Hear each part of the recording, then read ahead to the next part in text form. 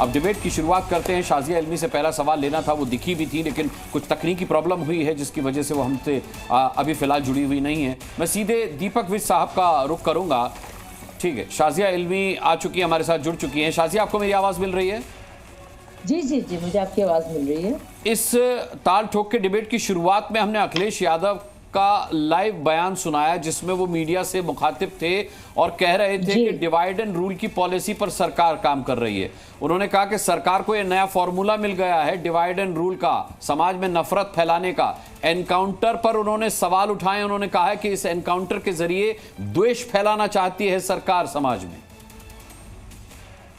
खुद निष्पक्षता की बात कर रहे हैं अखिलेश जी, और बहुत ही अफसोस की बात है कि उनकी सारी की सारी हमदर्दी खुद एक समुदाय के साथ है, और बजाय वो देखने के कि क्यों मारा गया इस शख्स को जिसने बाकायदा, जो ना सिर्फ आरोपी था बल्कि इसने फिर से फायर ओपन किया था जब पुलिस वाले गुनहगार को पकड़ने के लिए उसके घर गए थे।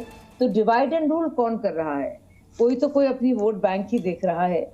देखिए, मुझे क्या लगता है, मुझे लगता है कि जिसने मारा है वो जाहिर है वो ना सिर्फ हत्यारा है लेकिन एक बहुत बड़ा चैन और अमन का दुश्मन है।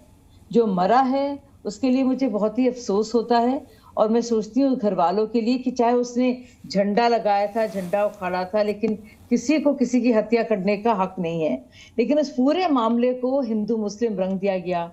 और आप देखिए, पहले जब मारा उस बच्चे को तब अखिलेश जी चुप थे, एक शब्द उन्होंने नहीं बोला।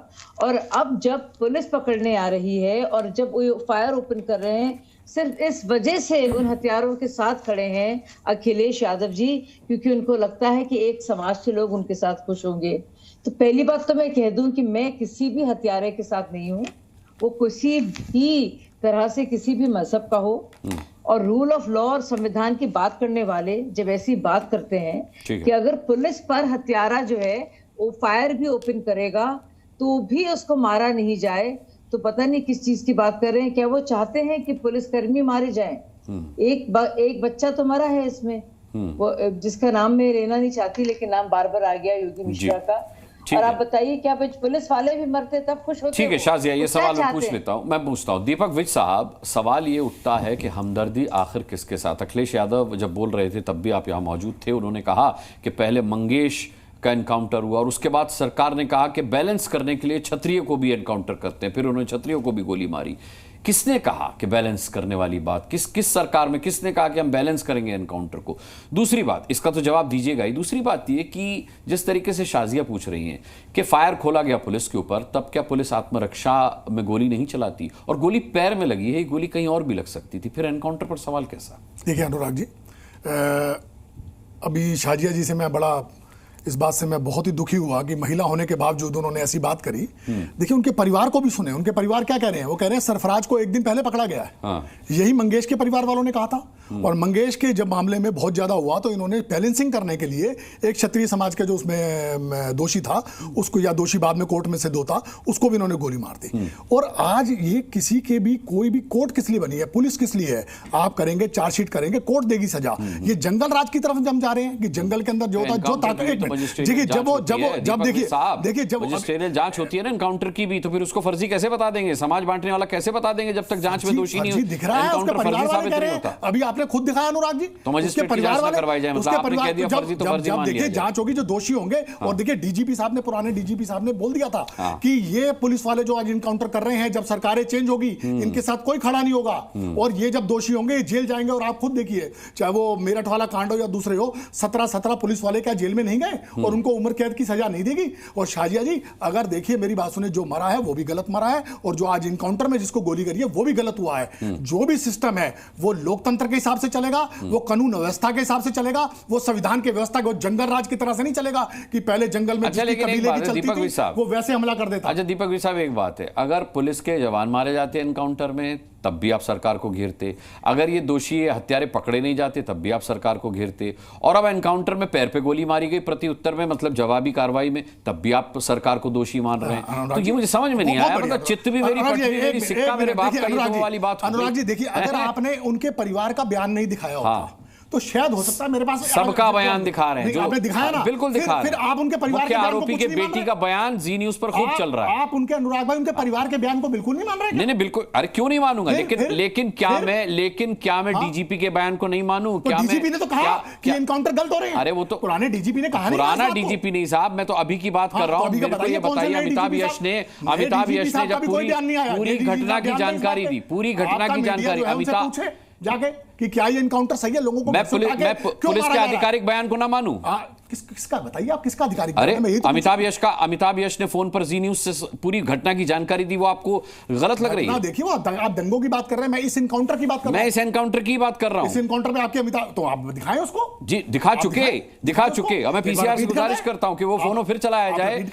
दीपक विज साहब सुनना चाहते कि एनकाउंटर कैसे हुआ, जो जानकारी हम दे रहे हैं, ऑर्डर क्या बोलते हैं, हम देखना चाहते हैं इस बात। बिल्कुल देखिएगा। ठीक है, अनिल यादव साहब, कल आपकी प्रवक्ता ताल ठोके की डिबेट में थी और पूछ रही थी नेपाल कैसे भाग गए, जबकि अभी ये पुष्टि नहीं हुई थी कि वो नेपाल भाग गए। आशंका के तहत कहा जा रहा था कि हो सकता है वो नेपाल भाग गए हों। 24 घंटे भी नहीं हुए और आरोपी गिरफ्त में है, क्या कहेंगे आप?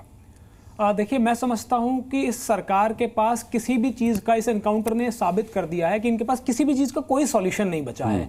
ये सिर्फ और सिर्फ एनकाउंटर करना जानते हैं। जैसा कि जिक्र हो रहा था कि कहीं लूट होती है तो किसी यादव का एनकाउंटर कर दो, उस पर सवाल उठने लगे तो किसी ठाकुर का, उसको कंपनसेट करने के लिए ठाकुर का एनकाउंटर कर दो, कहीं दंगे होने लगे तो 2 मुस्लिम लड़कों का एनकाउंटर कर दो। समस्या ये नहीं है, समस्या ये है कि जब आपने कल, क्योंकि आप कल की डिबेट की बात कर रहे हैं, परसों मैं आपके साथ डिबेट पे था और तमाम तरीके से आपने भी और जो सारी विरोधी पार्टी थी, विपक्ष की जो पार्टी थी, सबने ये पूछा कि भाई आखिरकार प्रशासन की कमी कहां रही। पूरा देश आज ये जानना चाहता है कि योगी आदित्यनाथ जी की सरकार में कैसे रामपाल मिश्रा की हत्या हो गई। भाई जब पूरा के पूरे प्रशासन वहां पर मौजूद था, आपने क्यों कोताही बरती? तो ये अपनी कोताही से जान छुड़ाने के लिए, उस पर जवाब ना देना पड़े, इसके लिए एनकाउंटर हुआ है। ये न्याय के लिए एनकाउंटर नहीं हुआ है, ये तो सिर्फ और सिर्फ इसलिए कि मुद्दे से ध्यान कैसा भटकाया जाए। आज देखिए चर्चा बदल गई, आज इस बात पर चर्चा नहीं हो रही है कि भाई क्या आगे आने वाले समय में प्रदेश में इस तरह की घटना होंगी या नहीं होंगी, सरकार ने क्या कार्रवाई आगे पुलिस के अफसरों से की, जो लापरवाही हुई है उसको किस तरीके से नियंत्रण में किया जाएगा।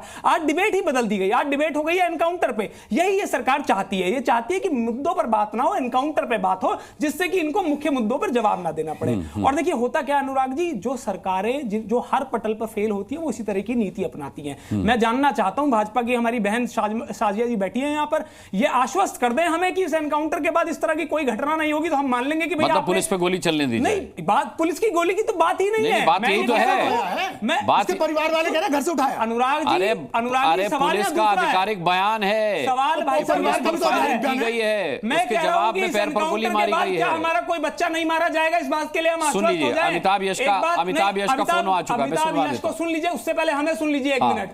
आप ये बताइए ना कि बाराबंकी की जब घटना घट रही थी उसके अगले दिन, सॉरी बहराइच की जब घटना घट रही थी उसके अगले दिन बाराबंकी की भी घटना घटी है। वहां पर भी ऐसा ही एक रैली निकाली जा रही थी, माता का विसर्जन करने जा रहे थे कुछ लोग और मस्जिद के सामने मां की गाली देने वाला गाना चलाया जा रहा था। तो मुझे बताइए सरकार कहां सीख ले रही है? वहां पर फिर किसी का एनकाउंटर कर दिया जाएगा। तो समस्या अच्छा, जब कोई नारे लगते हैं, अनिल यादव जी, जब किसी वीडियो में कोई नारे लगते हैं तो आप कहते हैं जांच का विषय है, इस वीडियो को लैब में भेजाना जाना चाहिए कि नारे कहीं ऊपर से तो नहीं लगाए गए। अब वो मैं आपसे पूछ रहा हूं, वो गाना सच में बज रहा था डीजे पर या ऊपर से लगाया गया, इसकी भी तो जांच होनी चाहिए। बिल्कुल होनी चाहिए। आपने कैसे पुष्टि कर दी कि गाना मां की गाली देकर गाना बजाया जा रहा था? मुझे एक बात बताइए, आपने कैसे पुष्टि कर दी? आज कितने दिन हो गए? आज कितने दिन हो गए इस घटना को?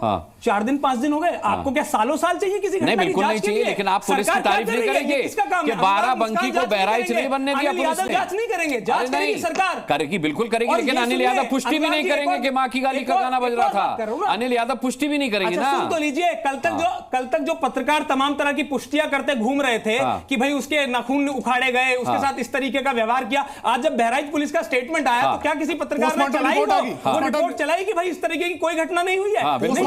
क्योंकि सरकार ये चाहती है कि इस तरह बिल्कुल अपने चैनल की गारंटी लेता हूं, बाकी चैनल्स में नहीं देखता। सुन लीजिए ना, मुझे उनसे इत्तेफाक है, जी न्यूज पर वो रिपोर्ट चलाई गई है और सिर्फ जी न्यूज नहीं और भी चैनल भी देखे जाते हैं, तो इसलिए मेरा कर्तव्य बनता है मैं अपनी जिम्मेदारी, अपने चैनल की जिम्मेदारी की गारंटी ले सकता हूं ना सर, मैं बाकी चैनलों की नहीं ले सकता। देखिए आप तो अपनी जिम्मेदारी लेंगे, जैसे आप अपनी पार्टी की लेते हैं, समाजवादी पार्टी की भी नहीं लेते कई बारी, अपनी सहयोगी पार्टी की, सिर्फ अपनी पार्टी की जिम्मेदारी लेते ना, ऐसी मैं अपने चैनल की जिम्मेदारी आपकी बात से मैं भली भांति बिल्कुल आपको सही ठहराता हूं। हाँ। लेकिन मैं आपसे सिर्फ इतना जानना चाहता हूं भाई साहब कि आज ये जो नफरत से फायदा किसको हो रहा है? आपने 2 बच्चों का स्टेटमेंट चलाया, उन्होंने कहा कि इससे बुरी तरीके से मारा जाना चाहिए था। एक ने कहा कि हमारे भाई के जैसे नखून काटे गए, नखून उखाड़े गए, गलत तरीके का व्यवहार हुआ। इसका मतलब यह है कि उनको जानकारी नहीं है। एक नफरत का माहौल बनाया जा रहा है। सरकार की जिम्मेदारी है कि इस पर आके स्टेटमेंट दिया जाए। सरकार के प्रवक्ता आते हैं और वो कहते हैं कि भाई कुछ लोग जो है 5 महीने से, जब से यहाँ पे यूपी में इलेक्शन हुआ है, तब से कुछ ज्यादा ताकतवर हो गए हैं। वो चाहते हैं कि किसी तरीके से दंगे का भाव आए, लोगों में एक दूसरे में नफरत का भाव आए, बजाय इसके कि भाई हम सौहार्द की बात करें, एकता की बात करें।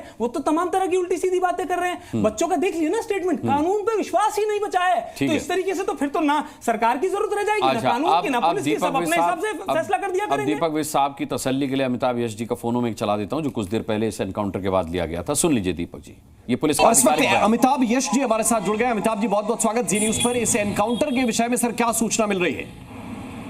ये जानकारी प्राप्त हुई है कि 5 अपराधी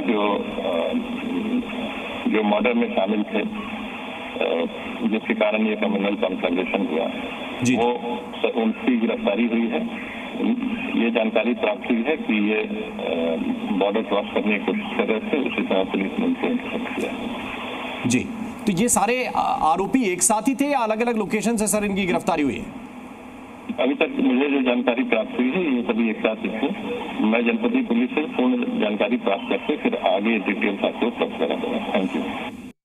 ठीक है, इसके बाद जो आधिकारिक पुलिस का बयान आया वो भी मैं आपको सुनाऊंगा, जिसमें कहा गया कि जवाबी हमले में, जवाबी कार्रवाई में पुलिस ने जो है उनके पैर में गोली मारी है। जी न्यूज़।